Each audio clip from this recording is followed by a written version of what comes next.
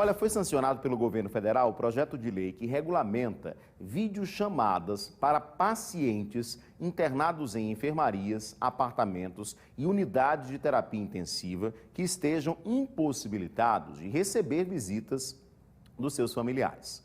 O projeto de lei, inclusive, autoriza até mesmo a videochamada para pacientes que estejam inconscientes. Sobre o assunto, a gente conversa agora com o advogado Juliano Pessoa, que é especialista em direito exatamente da saúde, tá? E está conosco pela internet para nos explicar um pouquinho mais como deve acontecer esse contato. Doutor Juliano, muito obrigado pela sua participação mais uma vez. A gente sabe que durante toda essa pandemia, né, não faltaram relatos, né, de pessoas que infelizmente tiveram seus parentes queridos internados, alguns até em estado muito grave, e foram até mesmo a uma UTI, e não puderam visitar esse paciente, não puderam ver como esse paciente estava internado, porque o acesso estava bem limitado. Esse acesso agora pode ser feito dessa forma virtual, é isso? Boa noite. Boa noite, Edson. Satisfação mais uma vez. Exatamente, e na realidade, apesar da pandemia ter sido o grande fato motivador, né, desse projeto de lei vir à tona e, consequentemente, a sua aprovação, independente da pandemia, isso perdurará para frente, né, para o futuro. Então, todo e qualquer paciente, independentemente de ter vínculo com relação à Covid-19 ou não, ele terá, a partir de então, esse direito de ter esse acesso, né, de visita virtual e contato direto com seus entes queridos, desde que ele esteja impossibilitado de receber uma visita presencial. E vale ressaltar que a lei, inclusive, traz, no mínimo, uma ligação, uma videochamada por dia para esse paciente. Mas é importante que a gente destaque também, Edson, que isso tudo passará naturalmente pela aprovação prévia do profissional médico que está assistindo diretamente esse paciente. Tá? Então, o médico é quem irá verificar a possibilidade de viabilizar esse tipo de videochamada ou não, no caso concreto do paciente, porque, infelizmente, algumas questões de saúde podem ter interferência direta desse tipo de contato, né? Mas o médico autorizando, o hospital terá sim que fazer toda essa logística para que isso aconteça pelo menos uma vez ao dia. É importante frisar isso porque, assim, às vezes as pessoas acham, mas está na lei, né? Eu tenho direito.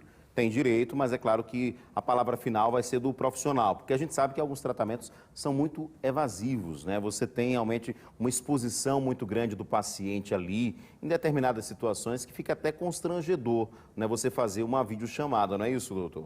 As questões emocionais, né? Às vezes o paciente está acometido por alguma doença cardiovascular e que o cardiologista, naquele caso concreto, desaconselha por conta de emoções fortes que o paciente pode sofrer por aquele contato. Ele está vendo um filho, um neto, uma esposa, enfim. Mas o médico, para ele desaprovar, tá, essa videochamada, ele terá que fazer isso de forma fundamentada e justificando no prontuário médico do paciente. Não pode ser somente pela via verbal. Então, o médico precisa fundamentar e documentar isto, tanto para se resguardar, como para trazer por via de documento a justificativa concreta no caso do paciente. Outro detalhe bem interessante é o que você mencionou na abertura, Edson, que é em relação àqueles pacientes inconscientes. A gente já ouviu, vez por outra, algum paciente que está em coma, por exemplo, e o médico muitas vezes aconselha que os familiares estejam ali do lado daquele paciente, dizendo que está junto, que está do lado dele, mesmo que ele não tenha qualquer tipo de manifestação.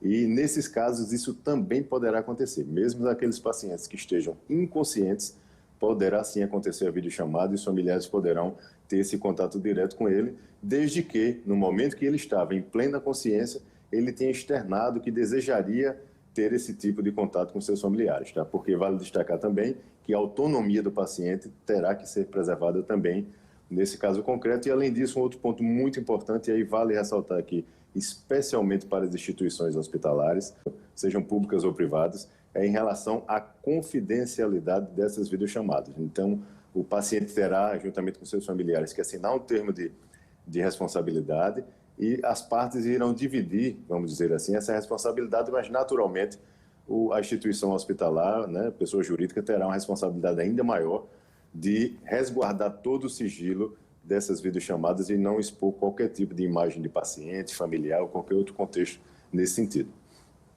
Verdade. Isso é uma correção, eu falei evasivas, na verdade, invasivas, né? Alguns procedimentos que são muito invasivos. Mas é importante saber que a lei, né, vai possibilitar, na verdade, esse contato, não é, doutor Juliano? Como o senhor falou, às vezes a pessoa está inconsciente, está no tratamento de saúde, mas ouvir, né? Ouvir que tem um paciente ali, tem um parente ali, né? Um familiar, torcendo pela recuperação, dizendo que vai ficar tudo bem. Isso pode até mesmo ajudar exatamente esse paciente a sair daquele quadro mais sério, não é?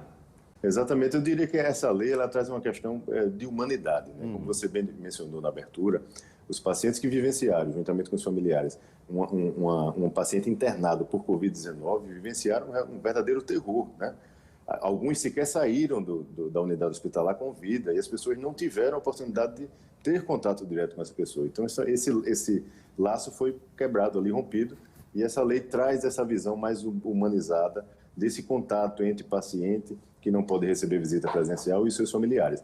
Além disso, Edson, vale destacar também um ponto muito importante que a lei traz, de previsão, que é essa logística, toda essa movimentação de bastidor para que essa videochamada aconteça, ou seja, toda a parte de equipamento e o respeito às regras sanitárias também de higienização desses equipamentos ficará por conta da unidade hospitalar. Tá? O paciente não terá que suportar esse ônus, porque muitas vezes tem pessoas simples que sequer dispõem de um telefone que possa fazer esse tipo de videochamada, mas é o hospital, cabe à instituição trazer todo esse aparato para que o paciente tenha, assim, resguardado o seu direito conforme prevê a legislação. Essa medida já tem validade ou tem um prazo para os hospitais, por exemplo, se adequarem, doutor? E outra coisa que eu queria perguntar para a gente encerrar, caso o paciente não receba ou não tenha essa facilidade desse hospital, né, esse interesse da unidade hospitalar de oferecer esse serviço, tem que entrar na justiça? Antes, ele precisa tentar resolver isso administrativamente, tá, Edson? Então, assim, havendo uma negativa, vamos dizer assim, por parte da instituição, dizendo que ainda não dispõe dos meios necessários para isso, e vale ressaltar que não se necessita de grandes equipamentos para fazer uma simples videochamada, um smartphone faz isso com muita facilidade, então é importante que o paciente procure a ouvidoria daquela instituição, a direção daquela instituição reportando o caso e tentando resolver administrativamente. Caso não seja possível, ele busque, de repente, as instituições dessa Secretaria de Saúde, por exemplo, que também tem ouvidoria, e também denuncie o que está acontecendo, ou seja, a lei está sendo descumprida naquele caso concreto.